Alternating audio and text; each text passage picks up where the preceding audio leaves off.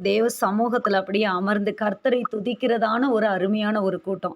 அருமையான ஒரு பெயரை சிஸ்டர் வந்து ஆண்டவர் வந்து கர்த்தர் வந்து கொடுத்திருக்கிறாரு. கபடற்ற புறாக்கள். வசனம் அப்படி சொல்லுது, "புறாக்களைப் போல கபடற்றவர்களாய் இருங்கள்." கபடு இருக்காது புறாக்களுக்கு. அந்த புறாக்களெல்லாம் கூட்டமா சேர்ந்தா எப்படி இருக்கும்னு நெனச்சு பாருங்க.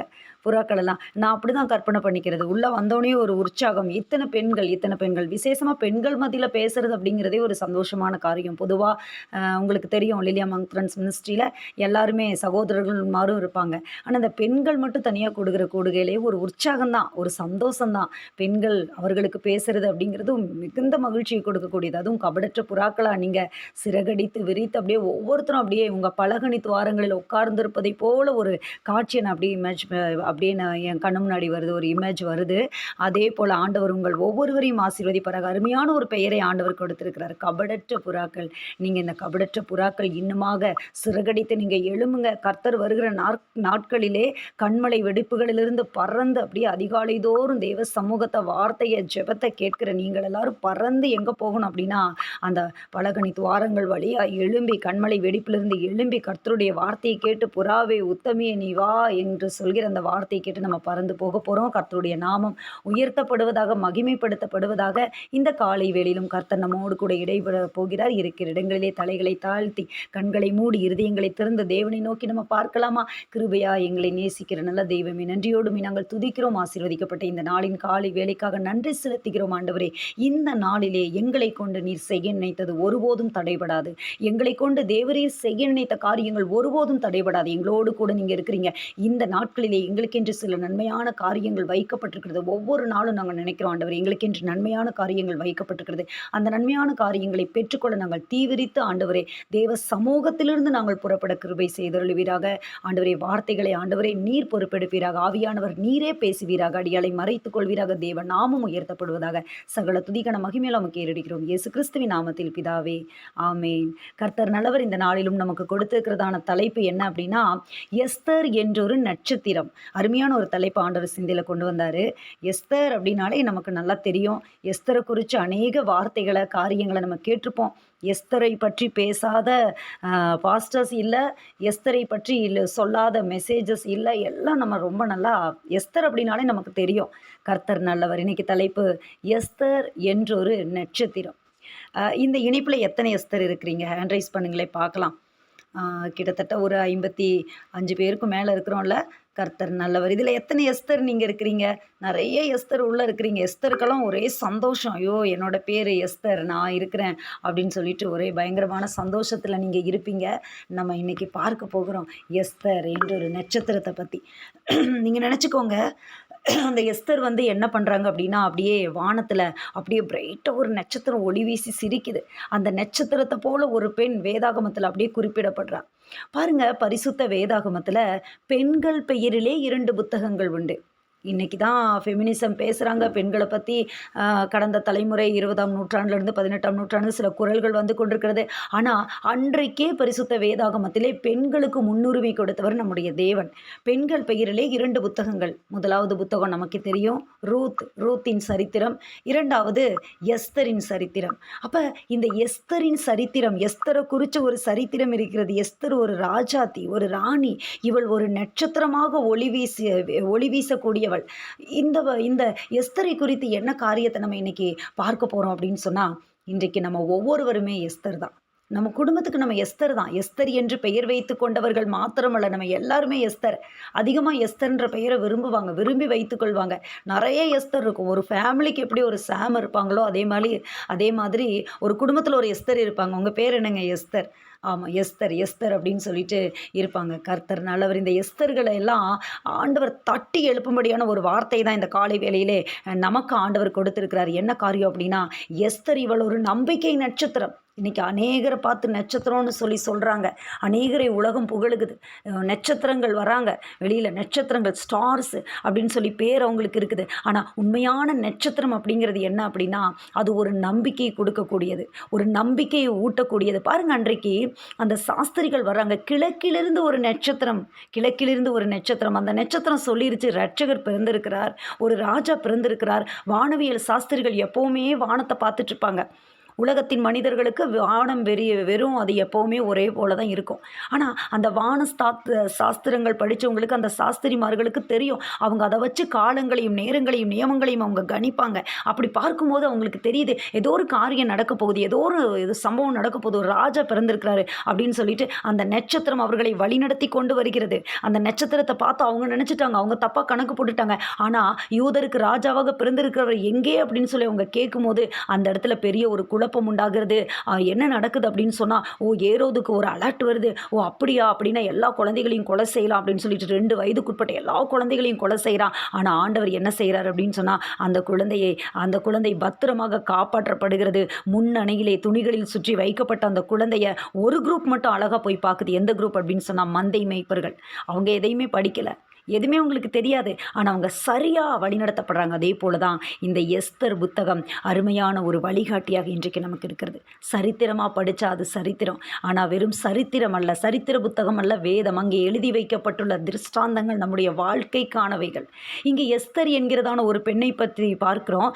பாருங்கள், இதனுடைய அர்த்தத்தை சொன்னால் ரொம்ப ஆச்சரியமான காரியம். எஸ்தர் அப்படிங்கிற பெயர் உண்மையில் எபிரேய பெயர் அல்ல, அது எபிரேய பெயர் அல்ல. நல்லா கவனிங்க. பாருங்கள், பாபிலோனுடைய அந்த சாம்ராஜ்யத்திற்குள்ளே, அந்த ஆளுகைக்குள்ளே இஸ்ரவேல் அப்படியே தள்ளப்படுகிறது. அப்படியே சிறையிருப்புக்குள்ளே இருக்குது. சிறையிருப்புலேருந்து 70 வருஷம் அந்த சிறையிருப்புலேருந்து பேட்சாக வராங்க. இப்படிப்பட்ட சூழ்நிலைகளில் தான் அந்த பாபிலோனிய அரசை அடக்கி மேதிய பெர்சிய சாம்ராஜ்யங்கள் எழும்புகிறது. அந்த பெர்சிய ராஜா தான் யார் அப்படின்னா அகாஸ்வேரு. பெர்சியாவின் மன்னன் அகாஸ்வேரு 127 நாடுகளை ஆட்சி செய்தவன் அகாஸ்வேரு. 127 நாடுகள் சாதாரணமாக இல்லை. அதில் நம்ம இந்தியாவும் இருக்குது. இந்த தேசம் முதல் எத்தியோப்பியா தேசம் வரைக்கும் இப்படி தான் ஸ்டார்ட் ஆகுது எஸ்தர் புத்தகம். இந்த எஸ்தர் புத்தகத்தை பற்றி சொல்லணும் அப்படின்னு சொன்னால், இதில் கர்த்தர் அப்படிங்கிற வார்த்தை இல்லை, தேவன் அப்படிங்கிற வார்த்தை இல்லை. ஆமாம், சுவாமி அப்படிங்கிற வார்த்தை கூட இல்லை. யோனா புத்தகத்தில் கூட சுவாமி அப்படிங்கிற வார்த்தை கையாளப்படுகிறது. சுவாமி ஒருவேளை நினைத்தொள்வார், அப்படிப்பட்ட வார்த்தை கூட கிடையாது. எந்த விதமான வார்த்தையுமே இல்லை. ஆனால் முழுக்க தேவனுடைய மகத்துவங்களை வெளிப்படுத்தி பேசக்கூடிய ஒரு புத்தகம் இந்த எஸ்தர் புத்தகம். இங்கே எஸ்தர்னுடைய வருகை ரொம்ப ஒரு நட்சத்திரத்தை போல பளிச்சிடுகிறது. அங்கே ஒரு சூழ்நிலை நடக்கிறது, ஒரு காரியங்கள் நடக்கிறது. பாருங்கள், இந்த சூசான் நகரம், சூசான் அரண்மனை இப்போ அது எங்கே இருக்குது அப்படின்னு சொன்னால், ஈரான் தேசத்திலே, ஈரானுடைய தென்மேற்கு பகுதியிலே இந்த சூசான், இப்போ நம்ம வேதத்தில் பார்க்குறோம் இல்லையா, சூசான் அரண்மனை, சூசான் நகரம், இது எங்கே இருந்தது அப்படின்னு சொன்னால், இது பாருங்கள், இன்றைய நாட்களிலே அது இருந்ததான லொக்கேட் ஆயிருந்ததான இடம் என்ன அப்படின்னு பார்த்தீங்கன்னா, ஈரான் தேசத்தின் தென்மேற்கு பகுதியிலே இருக்கிறதான ஒரு இடத்துல தான் இந்த சூசான் நகரம் இருந்தது. இந்த இடத்துல அப்போ வரலாற்று ஆதாரங்கள் நமக்கு இருக்கிறது. அப்போ அந்த இடத்துல ஒரு சம்பவம் நடக்கிறது. 127 நாடுகளை அரசாளுகிறதான அந்த ராஜா என்ன செய்கிறான் அப்படின்னா விருந்து செய்கிறான். இந்த எஸ்தர் புத்தகம் விருந்தில் ஆரம்பித்து விருந்தில் முடியுது, விருந்தில் முடியுது.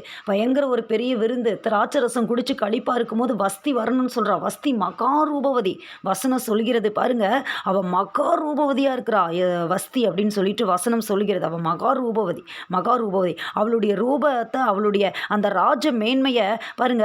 எஸ்தர் 1ஆம் அதிகாரம் 10வது வசனத்தை நான் வாசிக்கிற கவனிங்க. எஸ்தர் 1வது அதிகாரம் 10வது வசனத்தை, 7ஆம் நாளிலே ராஜா திராட்சரசத்தினால் களிப்பாய் இருக்கும்போது மகாரூபவதியாய் இருந்த ராஜஸ்திரீ ஆகிய வஸ்தியின் சௌந்தரியத்தை ஜனங்களுக்கும் பிரபுக்களுக்கும் காண்பிக்கும்படி ராஜ கிரீடம் தரிக்கப்பட்டவளாக அவளை ராஜாவுக்கு முன்பாக அழைத்து வர வேண்டும் என்று. அப்போ அவள் மகா சௌந்தரியவதி, மகா அழகானவ. யாருமே நினச்சி கூட பார்க்காத ஒரு சம்பவம் நடக்கிறது.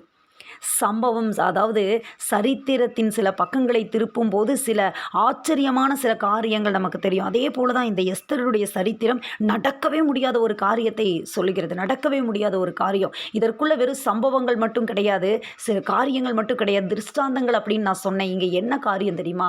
எஸ்தர் அப்படிங்கிற அந்த ஒரு நட்சத்திரம், நம்பிக்கையின் நட்சத்திரம், அவள் புறஜாதி சபைகளின் அடையாளமாகிறாள். அன்றைய நாட்களிலே வஸ்தி அப்படிங்கிறவர் ராஜகிரீடம் தரிப்பிக்கப்பட்ட மகா ரூபவதி. அவதான் அப்படிங்கிற ஒரு காரியங்கள், அவளுக்கு மேலே யாரையும் நினச்சி பார்க்க முடியாததான ஒரு சூழ்நிலை. ஆனால் இப்படி ஒரு சம்பவம் நடக்குமா அப்படின்னு சொன்னால் அப்படி ஒரு சம்பவம் நடக்குது. அவள் அழைக்கப்படும் போது அவள் வரமாட்டேன் அப்படின்னு சொன்னதுனால ராஜா என்ன பண்ணுறான், இந்த மாதிரி வஸ்தி சொன்னதுனால அவள் எப்போவுமே நியாய பிரமாணத்தை அறிந்தவர்களிடத்தில் பேசுவான். பாருங்க, வசனம் 14வது வசனம் சொல்லுது. 1வது அதிகாரம் 14வது வசனம், ராஜா நியாய பிரமாணத்தையும் ராஜ நீதியையும் அறிந்தவர்களிடத்தில் பேசுவது தனக்கு வழக்கமாக இருந்தபடியால் கால வர்த்தமானங்களை அறிந்த பண்டிதர் மனிதர்களை நோக்கி என்ன செய்யலாம், அவளுக்கு என்ன பண்ணலாம், காலகாலமாய் அந்த வர்த்தமானங்கள்னால் செய்திகள், காலங்காலமாக என்ன நடந்திருக்கு, இதுக்கு முன்னாடி என்ன நடந்திருக்கு, பண்டிதர்களை நியாயப்பிரமாணங்களை அறிந்தவர்களை பேசும்போது மெமுகான் என்கிற பிரதானி எழுந்து சொல்கிறான், இனிமேல் வஸ்தி வரக்கூடாது, ஏன்னா எல்லாருக்கும் தெரிஞ்சிருச்சுன்னா தன்னுடைய கணவன்மார்களை ஆண்களை அற்பமாக நினைப்பாங்க அப்படின்னு சொல்லிட்டு அவளுடைய ராஜ மேன்மை மற்ற ஒரு பெண்ணுக்கு கொடுக்கப்படணும் என்கிறதான ஒரு காரியத்தின் அடிப்படையிலேயே எஸ்தர் வெளிவருவதை பார்க்க முடிகிறது.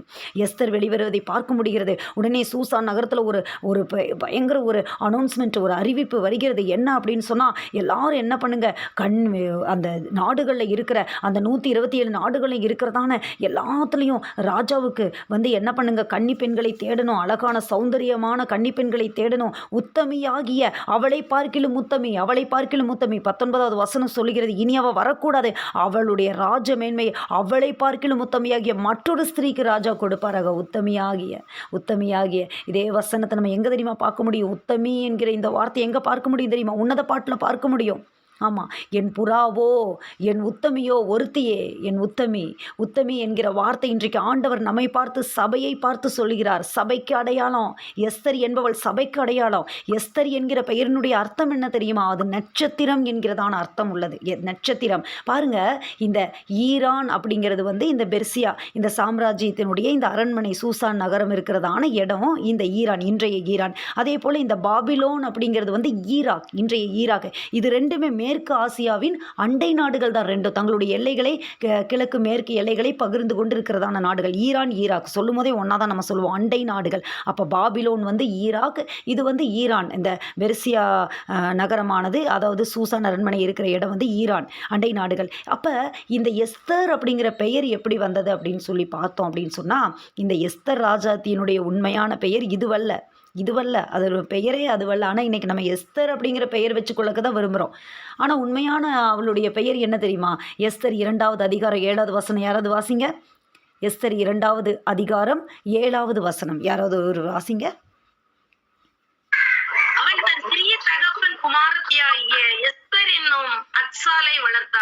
ஆமேன். அப்ப அவளுடைய பெயர் என்ன தெரியுமா? எஸ்தர் என்னும் அத்சாலை வளர்த்தான். யாரு? மொர்தெகாய் தன்னுடைய சிறிய தகப்பன், சித்தப்பாவோட பொண்ணு, தன்னுடைய சகோதரன் தான். மொர்தெகாய் என்பவன் சகோதரன். ஆனால் அந்த வயது வித்தியாசத்தின் காரணமாக குமாரத்தியாக அவளை எடுத்துக்கொள்றான். என்னுடைய பிள்ளை, என்னுடைய மகள், அப்பாவும் இல்லை அம்மாவும் இல்லை. அப்ப பாருங்க, அவளுடைய உண்மையான பெயர் என்ன அப்படின்னு சொன்னா அத்சால். இந்த எஸ்தர் என்கிறது ஒரு அதாவது பாரசீக பெயர். அதனுடைய அர்த்தம் என்ன அப்படின்னு சொன்னால், பாபிலோன் மொழியிலே இஸ்டார் என்கிறதான பெண் தேவதையை குறிக்கிறது. இஸ்டார் தெய்வம், பாபிலோனிய பெண் தெய்வம், அழகுக்குரிய தேவதையாக அவர்கள் வழிபடுகிறதான ஒரு பெண் தெய்வம். ISHTAR, இஸ்டார் அப்படிங்கிறதான ஒரு தெய்வம், அது பெண் தெய்வம். அதை அவங்க அந்த விக்கிரக வழிபாடு, பாபிலோனில் அநேக விக்கிரகங்களை வழிபடுவாங்க. அப்போ அந்த எஸ்தர் என்கிறதான வார்த்தையினுடைய அர்த்தம் என்ன, அது எந்த மொழியிலிருந்து வந்தது அப்படின்னா பாபிலோனி அந்த மொழியிலிருந்து வந்தது. அதே போல் பாரசீக மொழியில் அதுக்கு அர்த்தம் என்ன? ஸ்டார் அப்படிங்கிற அர்த்தம், ஸ்டாரா அப்படிங்கிற அர்த்தம். அது விண்மீனை குறிக்கிறது, நட்சத்திரத்தை குறிக்கிறது. ஆனால் இந்த எஸ்தர் என்கிற பெயருக்கு எபிரேய மொழியிலே ஒரு அர்த்தம் உண்டு. அல்லேலூயா. எல்லாருமே வேத அறிஞர்கள், வேத பாரகர்கள் எல்லாம் இதை சுட்டி காட்டுவாங்க. எஸ்தர் அப்படிங்கிற பெயருக்கு அர்த்தம் இதுதான். அதே சமயத்தில் இதற்கு எபிரேய பாஷையிலே ஒரு பெயர் உண்டு, ஒரு அர்த்தம் உண்டு. இந்த எஸ்தர் என்கிற பெயருக்கு எபிரேய பாஷையிலே ஒரு அர்த்தம் உண்டு. அந்த அர்த்தம் தான் இந்த எஸ்தர் மேல் பலிக்கிறது. அந்த அர்த்தம் தான் இந்த எஸ்தருடைய வாழ்க்கையை கிரியை செய்கிறது. இன்றைக்கு நம்மை பார்க்கிறவர்கள், நம்மளுடைய அந்த காரியங்களை பார்க்கிறவர்கள் நம்ம எப்படி வேணால் நினைக்கலாம். ஆனால் ஆண்டவருடைய திட்டம் நம்ம வாழ்க்கையில் செயல்படணும். எஸ்தருடைய வாழ்க்கையில் அப்படி தான் செயல்பட்டது. தேவ திட்டம் அப்படி தான் செயல்பட்டது. எஸ்தரை பார்க்கிறவர்கள் என்ன சொல்லியிருப்பாங்க? பாபிலோனு தான் அவங்களுக்கு தெரியும். ஏன்னா அந்த யூத ஜனங்கள் அங்கொன்று இங்கொன்று கொஞ்சம் கொஞ்சமாக சிதறி அந்த 127 நாடுகளுக்குள் அங்கே கொஞ்சம் இங்கே கொஞ்சம் இப்படி தான் இருந்தாங்க. ஆனால் மெஜாரிட்டியாக இருந்த ஜனங்கள் யார்? பெர்சியா ஜனங்கள், பாபிலோனிய ஜனங்கள். இவங்கெல்லாம் எப்படி பார்த்தாங்க அப்படின்னா, ஆமாம் இவளுடைய பெயர் எஸ்தர் தெரியாதா, இது பாபிலோனிய பெண் தெய்வம், அப்படி தான் அவங்கள பார்த்துருப்பாங்க. ஆனால் அந்த எபிரேய பெயரின் அர்த்தம் என்ன அப்படின்னு சொன்னால் செட்டார் என்கிற அந்த வார்த்தையை குறிக்கிறது. செட்டர் அப்படிங்கிற அந்த வார்த்தை எபிரேய மொழியிலே அதனுடைய அர்த்தம் என்ன அப்படின்னா மறைபொருள், மறைந்திருப்பது என்ற அர்த்தம். அப்படிப்பட்ட ஒரு அர்த்தமுள்ள அந்த எஸ்தர் என்கிற பெயர் அதுதான் கிரியை செய்தது. இன்றைக்கு எஸ்தர் என்று அநேக எஸ்தர்கள் இருக்கிறீங்க. உங்களுடைய வாழ்க்கையிலேயும் அந்த ஒரு பெயர் தான் கிரியை செய்து கொண்டிருக்கிறது. அந்த பாபிலோனிய பெண் தெய்வத்தினுடைய ஆளுகையில் எப்படி யாபேஸ் அப்படிங்கிற பெயர் பேருக்கு துக்கம் அப்படின்னு அர்த்தமோ, அந்த அர்த்தத்தையே ஆண்டவர் மாற்றி இன்னைக்கு அநேகர் யாபேஸ் யாபேஸ் யாபேஸின் பெயர் வைத்துக்கொள்ள விரும்புகிறார்கள் அல்ல. அதே போல தான் இன்றைக்கு எஸ்தர் என்று பெயர் வைக்கப்பட்ட நீங்கள் உங்களுடைய வாழ்க்கையில எப்படி இருக்கிறீங்க அப்படின்னு சொன்னா, மறைக்கப்பட்ட ஒரு மறைபொருளைப் போல ஆண்டவர் உங்களைக் கொண்டு பெரிய பெரிய காரியங்களை சாதிக்கும்படியாய் ஆண்டவர் உங்களை ஆசீர்வதிக்கும்படியாய் இன்றைய நாளிலே இந்த காரியத்தை நம்ம தியானிக்க போறோம். அவள் ஒரு மறைந்திருந்தாள். ஏன் தெரியுமா? பாருங்க என்ன நடக்குது அப்படின்னா, எஸ்தர் 2ஆம் அதிகாரம் 10ஆம் வசனம் எப்படியாக சொல்லுகிறது, நான் வாசிக்கிற கவனிங்க. எஸ்தரோவென்றால் தன் குலத்தையும் தன் பூர்வோத்தரத்தையும் அறிவிக்காதிருந்தாள். மொர்தெகாய் அதை தெரிவிக்க வேண்டாம் என்று அவளுக்கு கற்பித்திருந்தான். இன்றைக்கு சபை அப்படிதான். பூர்வோத்தரம் ஒன்று இருக்கிறது, தன்னுடைய காரியம் ஒன்று இருக்கிறது, வெளியில தெரியாது, வெளியில பார்க்குறவங்களுக்கு தெரியாது. இவங்களும் மற்ற மாதிரி இவங்க தான், இவங்களும் மற்ற மாதிரி தான் அப்படின்னு சொல்லி நினைப்பாங்க. ஆனால் நமக்குள்ள ஒரு ரகசியம் இருக்கிறது. கிறிஸ்துவானவர் மகிமையின் நம்பிக்கையாக நமக்குள் இருக்கிறதே அந்த ரகசியம் என்று. ஆமாம், புதிய ஏற்பாட்டில் நம்ம பார்க்கிறோம், நிருபங்களை நம்ம பார்க்கிறோம். நமக்கென்று ஒரு மறைக்கப்பட்ட ஒரு காரியம் இருக்கிறது, ஆனந்த பாக்கியம் இருக்கிறது. நமக்கென்று காலங்கள் நிறைவேறுகிற போது வெளிப்பட்ட அந்த இயேசு கிறிஸ்துவினுடைய இரத்தத்தினால் மீட்கப்பட்ட நமக்கென்று ஆண்டவர் ஒரு பெரிய காரியங்களை பரலோகத்திலே வைத்திருக்கிறார். கண் காணவும் இல்லை, காது கேட்கவும் இல்லை. அதே போல் நாம் என்ன செஞ்சுட்டு இருக்கணும் அப்படின்னு சொன்னால், தனி அறையிலே முழங்கால் படியிட்டு ஜெபித்து ஜெபித்து ஜெபித்து மறைந்திருந்து ஆமாம், நமக்கு விரோதமாக வருகிற எதிரிகளை தாக்கி ஜனங்களின் அழிவிலின்று நீக்கும்படியாய் நாம திறப்பில் நின்றுட்டுருக்கோம். அல்லேலூயா. அதே போல தான் நம்ம எஸ்தர் அங்கே செய்ததை இங்கே நாம் செய்ய வேண்டும். எஸ்தரனுடைய வாழ்க்கை ஏதோ அப்படியே அவங்க மட்டும் செஞ்சுட்டு போயிட்டாங்க அப்படின்றல, அந்த பொறுப்பு நாம் ஒவ்வொருவருக்கும் இங்கே கொடுக்கப்பட்டிருக்கிறது. நடந்த காரியங்களை பாருங்க. ஜோடிக்கப்பட்ட பெண் ராஜாவினிடத்தில் பிரவேசிப்பாள். ஜோடிக்கப்பட்ட பெண். முழு காரியங்களையும் நம்ம சொல்லணும்னா நம்மளுக்கு 1 மணி நேரத்துக்கு மேலே வேணும் டைம். இருக்கிற காரியங்களிலே முக்கியமான காரியங்களை மட்டும் எடுத்து உங்கள் முன்னாடி வைக்கிறேன். நீங்கள் அதை அப்படியே நோட் பண்ணிக்கோங்க, அதை அப்படியே பிடிச்சுக்கோங்க. புதிய ஏற்பாட்டு சபை நியாயப்பிரமாணம் வஸ்தியை குறிக்கிறது. நியாயப்பிரமாணத்தின் காலம், முறைமைகள், சூழ்நிலைகள் எல்லாம் அதுக்கு பலன் இல்லை. அது ஒரு குறிப்பிட்ட பீரியடில் முடியுது. குறிப்பிட்ட பீரியடில் அது அப்படியே அவ்வளவுதான். ஆண்டவர் சொல்கிறாரு, நியாயப்பிரமாணத்தை நான் என்ன பண்ணேன்? நிறைவேற்ற வரார் ஆண்டவர். அடுத்தது புதிய ஏற்பாட்டின் காலம் துவங்குகிறது, கிருபையின் காலம் துவங்குகிறது. சபை ரெடியாகுது. எங்கே ரெடியாகுது? அப்போஸ்தலர் 2ஆம் அதிகாரத்திலே ஆதி திருச்சபை அழகாக வெளியில் வருது. எல்லாரும் பார்க்குறாங்க, ஆச்சரியப்படுறாங்க. என்னமோ ஒரு அதிசயம் நடக்குது, இத்தனை நாளாக இல்லாத ஒரு அதிசயம். என்னென்னமோ பாஷையில் பேசுகிறாங்க, என்னென்னமோ நடக்குது, ஏதோ காரியங்கள் நடக்குது அப்படின்னு சொல்லிட்டு எல்லாரும் பார்க்குறாங்க. பெரிய அற்புதம் நடக்குது. ஆண்டவர் பரிசுத்த ஆவியானவரை ஊற்றி சபை ரெடியாகுது.